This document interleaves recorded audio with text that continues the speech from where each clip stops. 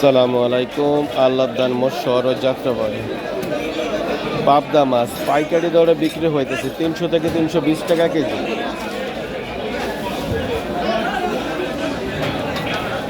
তাজা কালারওয়ালা মাছ দেখেন।